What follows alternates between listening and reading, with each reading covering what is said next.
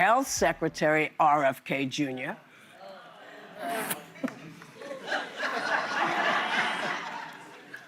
Hold on. Recently told the Senate Finance Committee why he says he fired CDC Director Susan Monarez. Take a look.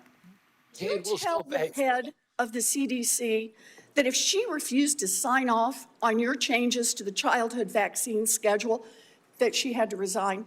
No, I told her that she had to resign because I asked her, are you a trustworthy person? And she said no. So if you had an employee who told you they weren't trustworthy, would you ask them to resign, Senator? So yesterday, Susan Monarez told the Senate her side of the story. Watch. Did you tell the secretary you were untrustworthy? He asked me. He didn't ask me. He told me he could not trust me. He told me he could not trust me because I had shared information related to our conversation beyond his staff. I told him, if you cannot trust me, then you can fire me.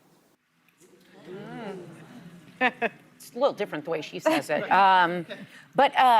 You know, the vaccine hesitancy is growing, and obviously faith and trust in our institutions is going everything's going the opposite way. And I understand people's concerns with big pharma, because in other lanes, I actually have considerations in this country why we throw medicine at everything. But when it comes to these vaccines, they are so important, and they've been around for so long, many of them. There are a couple new ones, but if the CDC wants to change the recommendations, you have to be aware, because there was a quote at the end of this hearing, and it was by Senator Bill Cassidy, Republican from Louisiana. And a doctor.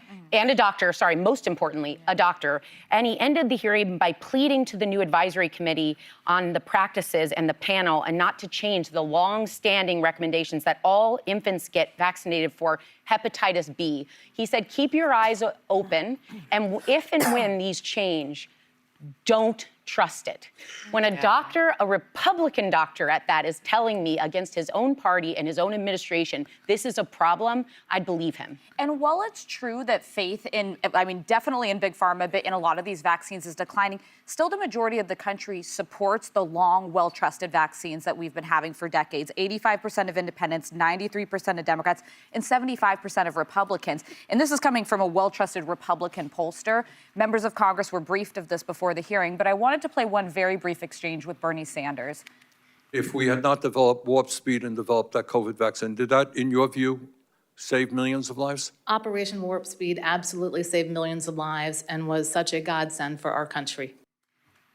Operation Warp Speed saved millions of lives. This was another woman, Deborah Howery. She was an advisor to the CDC.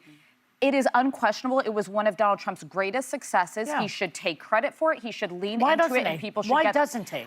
Maybe because it doesn't align with some narratives in his base. But listen, we're the envy of the world because we got the vaccine as quickly as we did. That's something we should be proud of as Americans. Can I say, you know, to the testimony that we just saw from RFK Jr. and also from the former director of the CDC. Yeah. When I used to interview people as a federal prosecutor, one of the first things I said was, by the way, I'm a federal prosecutor. Lying to a federal prosecutor is a crime, punishable. It's called perjury, and it's punishable up to 5 years in federal prison. Let's now begin our interview. And I'm not saying that anyone lied in front of Congress, but lying to Congress is a federal crime.